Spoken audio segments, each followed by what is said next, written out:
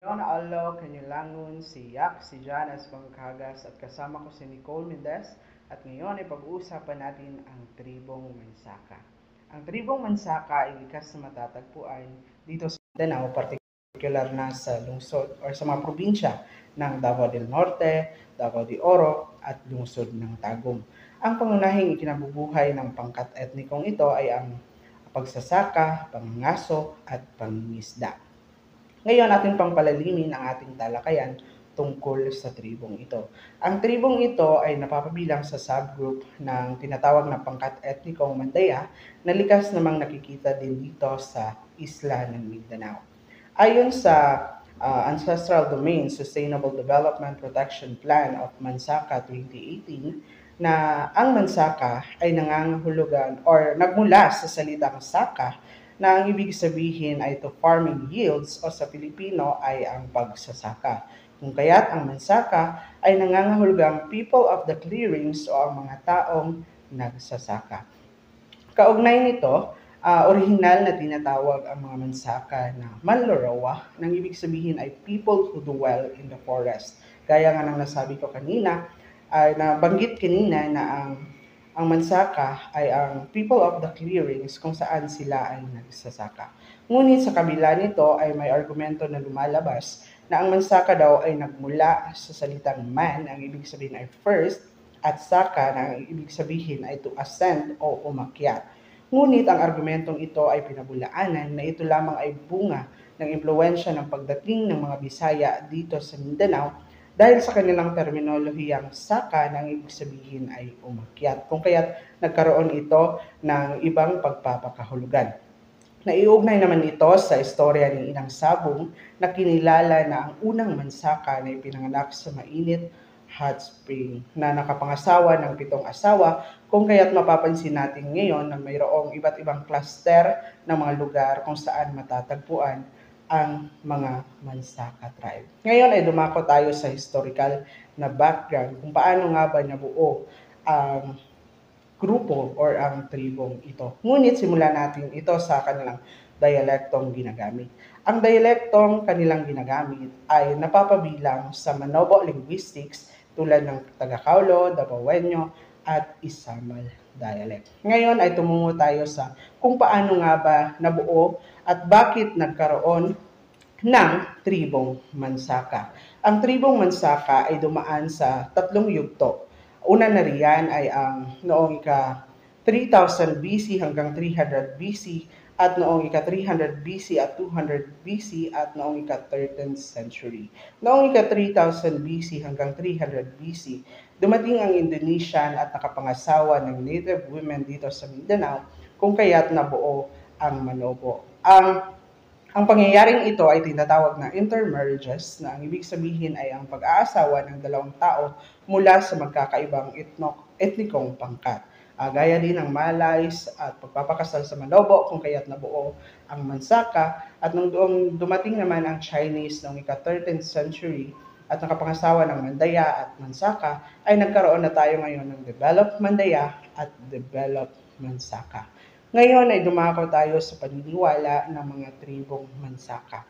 Una na riyan ang kanilang paniniwala na si Magbabaya ang kanilang tagapaglikha at tagapagbigay ng biyaya. Mayroon naman silang domestic gods na tinatawag na si Manaog.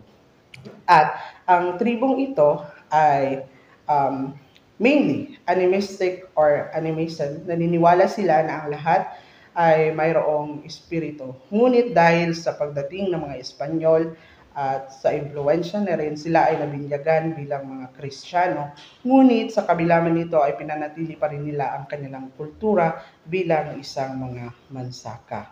Gaya nga ng sinabi ko kanina na ang tribong ito ay animistic or animism, kung kaya't nagiging sensitibo sila sa likas na takbo ng kalikasan, lalong-lalo na sa kanilang pagsasaka dahil naniniwala sila na kapag sinunod nila ito, ay magkakaroon sila ng maraming biyaya at biyayaan pa sila ni Magbabaya. At ang panghuli ay ang baylan as healers dahil naniniwala sila na ang mga baylan ay may malalim na koneksyon kay Magbabaya na kung saan binigyan sila ng kakayahan na makapaggamot sa kanilang kapwa.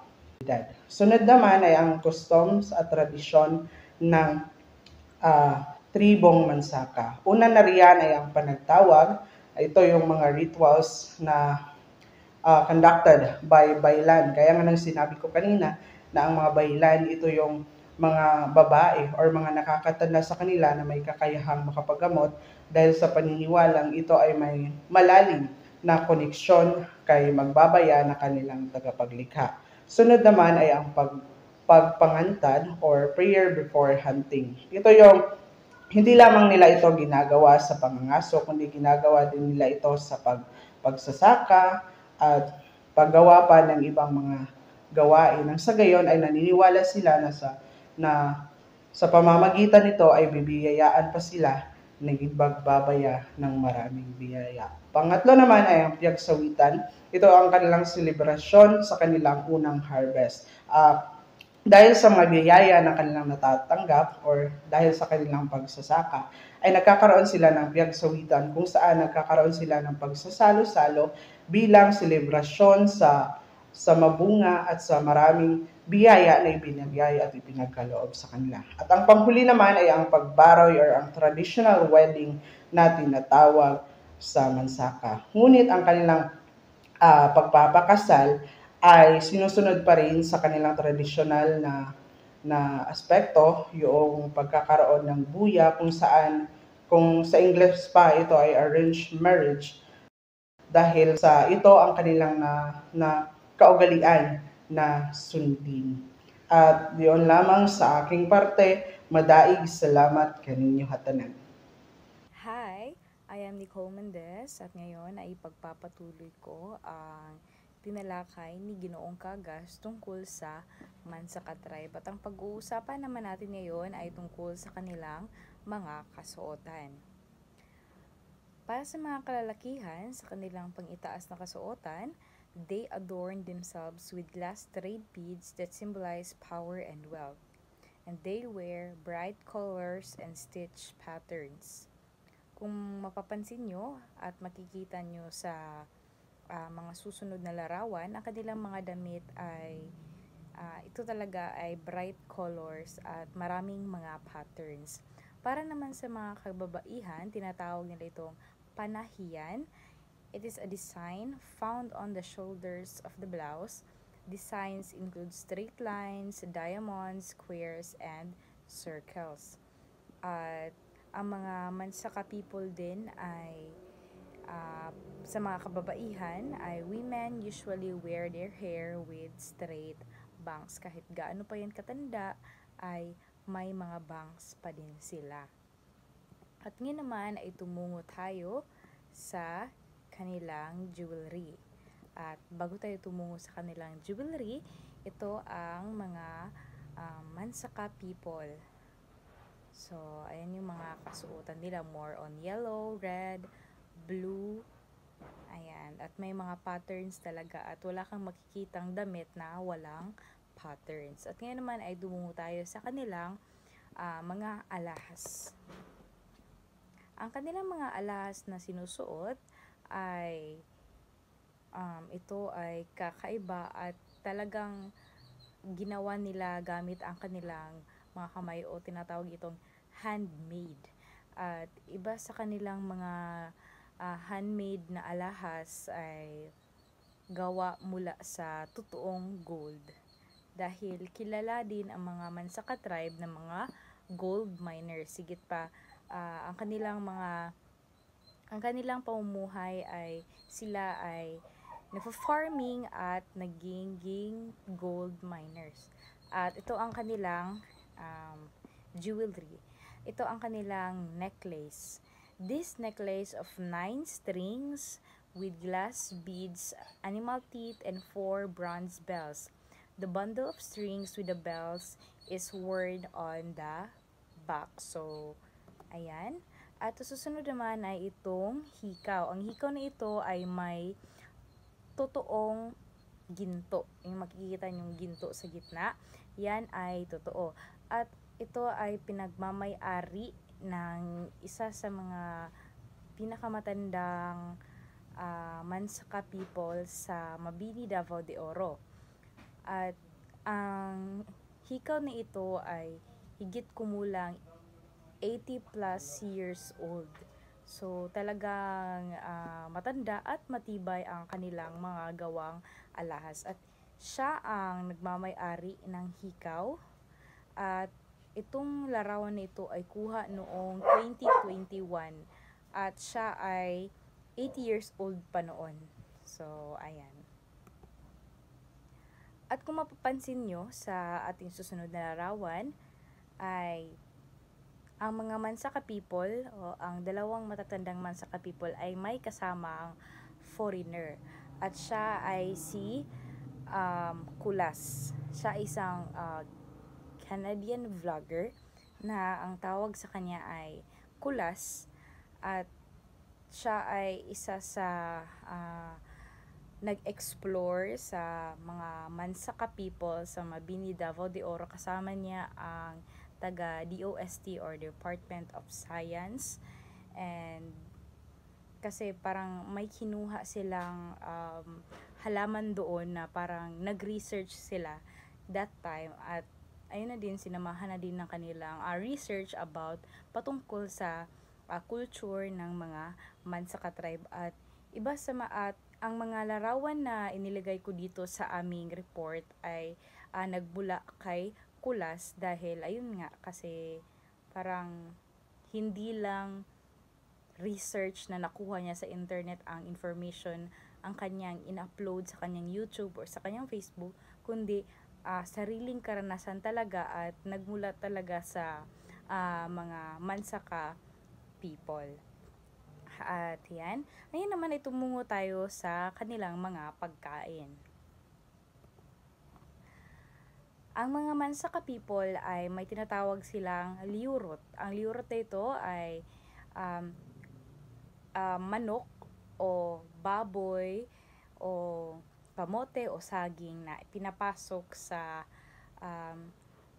isang kawayan. Pinapasok dito ang laman ng manok, pinapasok dito ang mga spices, ayan, using various green herbs and spices including lansona, a very strong smelling greenish onion.